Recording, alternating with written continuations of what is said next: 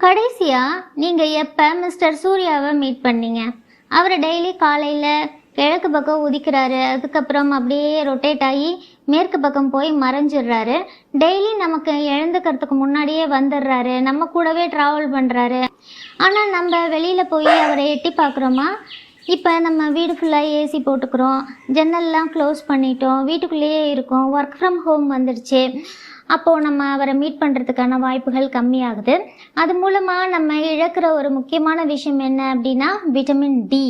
Vitamin C பற்றி பேசுவோம், இ பற்றி பேசுவோம். ஏன் அப்படின்னா அதெல்லாம் நம்மளோட வெளி தோற்றத்துக்கு தேவைப்படுது, நம்மளோட ஸ்கின்னோட ஆரோக்கியத்துக்கு அந்த மாதிரி.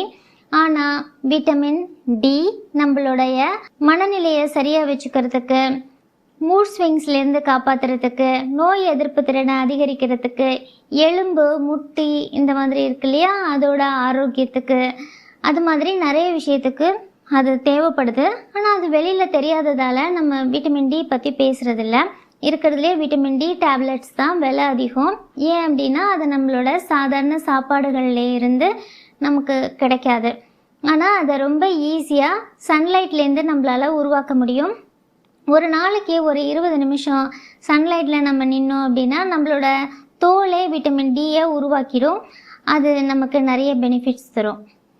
நம்ம என்னதான் நம்மளோட எலும்பு பற்கள் அதோட ஆரோக்கியத்துக்காக கால்சியம் சப்ளிமெண்ட்லாம் எடுத்துக்கிட்டாலும், நிறைய பால்லாம் குடித்தா கூட அது நம்ம உடம்புல சேரவே சேராது. அது நம்மளோட உடம்புல சேரணும் அப்படின்னா அதுக்கு விட்டமின் டியும் தேவைப்படுது அப்படின்னு சொல்கிறாங்க. விட்டமின் டி குறைபாடுனால நமக்கு பற்களில் ஆரோக்கியம் கம்மியாகும், எலும்பு முட்டி அதெல்லாம் பலவீனம் அடையும். சில சமயத்தில் நமக்கு நம்மளோட முழங்காலில் நடக்கும் பொழுது உட்காரும் பொழுது கிராக் விழுற மாதிரி சவுண்டு கேட்கும். அதை நீங்கள் கவனிச்சிருப்பீங்க, நடக்கும்போது டக்கு டக்குலாம் சவுண்டு கேட்கும். அது எல்லாத்துக்கும் காரணம் விட்டமின் டி குறைபாடு தான். அது தவிர நம்மளோட மனநிலைக்கும் விட்டமின் டிக்கும் நிறைய சம்மந்தம் இருக்குது. எதுலேயுமே இன்ட்ரெஸ்ட் இல்லாமல் இருக்கிறது, ஒரு மாதிரி சோர்வாக இருக்கிறது, டயர்டாக இருக்கிற மாதிரி ஃபீல் ஆகிறது, உற்சாகம் இல்லாமல் இருக்கிறது, இது எல்லாம் ஒன்று தான். ஆனால் நம்மளுக்கு அது மாதிரி நிறைய நேரங்களில் நம்ம நினைக்கிறோம், அப்போ நம்ம சாப்பாடு நிறையா சாப்பிட்ருப்போமா, இல்லை தூக்கம் வருதா அப்படின்னு நினச்சிக்கிறோம். நம்மளை சோம்பேறின்லாம் நினச்சிப்போம். அப்படிலாம் எதுவுமே கிடையாது. கொஞ்ச நேரம் போய் வெயிலில் நின்றுட்டு பார்த்தீங்க அப்படின்னா உங்களோட மூடு நிறைய இம்ப்ரூவ் ஆகிருக்கும், நீங்கள் சுறுசுறுப்பாக இருப்பீங்க. இப்போது சன்லைட்லேருந்து எப்படி விட்டமின் டி எடுத்துக்கிறது அப்படின்னு பார்த்தா, காலையில் 8 மணிலேருந்து ஒரு 11 மணி வரைக்கும் நம்ம வெயிலில் 20 நிமிஷம் நிற்கலாம், எப்போவாவது நமக்கு டைம் கிடைக்கும் பொழுது. அதே மாதிரி மாலை நேரங்களில் ஒரு 4 மணிலேருந்து 5:30 மணி வரைக்கும் நம்ம நிற்கலாம். சின்ன வயசில் சொல்லுவாங்கள்ல, ஈவினிங் போய் விளையாடிட்டு வந்தால் மாலை வெயில் உடம்புல படும், அப்போது விட்டமின் டி கிடைக்கும், உடம்புக்கு நல்லது அப்படின்னு சொல்லுவாங்க. நம்ம வாக்கிங் மாதிரி போகலாம், வெயில் மேலே படுற மாதிரி. அதே மாதிரி எதுவுமே இல்லை அப்படின்னாலும் நம்ம வீட்டிலையே அதை எடுத்துக்கலாம். இப்போ நான்லாம் ஒரு 10 மணிக்கு மேலே இந்த மாதிரி ஒரு சேரில் உட்காந்துக்குவேன்.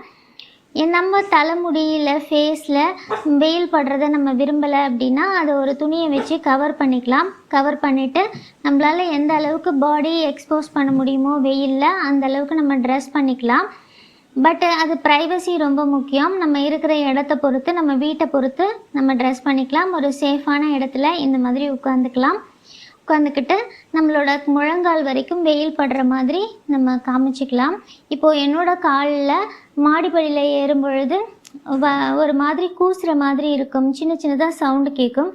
பட் இதெல்லாம் எனக்கு ஒரு 25 இயர்ஸ்லேயே வந்துடுச்சு. ஆனால் அது சரியாகவே இல்லை. பட் நான் இந்த மாதிரி சன்லைட்டில் டெய்லி ஒரு 20 மினிட்ஸ் உட்காந்துருப்பேன். அதுக்கப்புறம் அது எனக்கு சுத்தமாக இல்லை. நீங்களும் இதை ட்ரை பண்ணி பார்க்கலாம். நம்மளோட தாத்தா பாட்டிலாம் இந்த மாதிரி வெயிலில் போய் உட்காந்துருப்பாங்க, நீங்கள் கவனிச்சிருப்பீங்க. இப்போ ஒரு 12 மணி 3 மணி அந்த டைம்லலாம் பார்த்தா குளத்துல மீனெல்லாம் படியில் படுத்திருக்கும், முதலையெல்லாம் வெளியில் படுத்திருக்கும். நம்ம வீட்டு பெட்ஸே பார்த்தீங்கன்னா டெய்லி கொஞ்சம் நேரம் 1 hour நல்ல வெயிலில் போய் உட்காந்துருந்துட்டு வருவாங்க. அவங்களுக்கெல்லாம் இயற்கையாகவே இது தெரிஞ்சிருக்கு. யானையெல்லாம் பார்த்திங்கன்னா சேறு பூசிக்கிட்டு வெயிலில் படுத்திருக்கும். இந்த மாதிரி நம்மளை சுற்றி இருக்கிற எல்லா உயிரினங்களுக்குமே வெயிலோட அருமை தெரிஞ்சிருக்கு. பட் நம்ம தான் தேவையில்லாமல் ஒரு சின்ன விஷயத்தை மிஸ் பண்ணிவிட்டு நிறைய ப்ராப்ளம்ஸோட லைஃப்பை லீட் பண்ணிகிட்ருக்கோம். விட்டமின் டி குறைபாடு இருந்துச்சு அப்படின்னா நமக்கு எப்போதும் சோர்வு, கால் வலி, முட்டியில் வலி, அடிக்கடி உடம்பு சரியில்லாமல் போகிறது, மூட் ஸ்விங்ஸு, ஹேர் ஃபாலு, அதுக்கப்புறம் ஒரு கான்சன்ட்ரேஷன் குறைவாக இருக்கிறது, ஒரு வேலையில் முழுமையாக கவனம் செலுத்த முடியாமல் இருக்கிறது, இந்த மாதிரிலாம் இருந்தால் விட்டமின் டி டெஃபிஷியன்சி இருக்குன்னு அர்த்தம். இது ஒரு பெரிய விஷயம் இல்லை இல்லையா? நமக்கு ஒரு 20 மினிட்ஸ் அப்படி வெயிலில் போய் நின்றுட்டு வர்றதுல எந்த பிரச்சனையும் கிடையாது. நம்ம குளிச்சுட்டு கொஞ்சம் நேரம் தலை காய வைக்கிற மாதிரி நிற்கலாம், இல்லை நம்ம ஃப்ரீயாக இருக்கும்போது ஒரு 10 மினிட்ஸ் அங்கே உட்காந்துட்டு வரலாம். வீட்டில் ஒரு அழகான சேஃபான பிளேஸ் பார்த்து நாளையிலேருந்து எல்லாரும் 20 மினிட்ஸ் சன்லைட்டில் நிற்கிறீங்க, சன் பாத் எடுத்துக்கிறீங்க. அது உங்கள் லைஃப்பில் ஒரு பெரிய மாற்றத்தை உருவாக்கும். ட்ரை பண்ணி பாருங்கள்.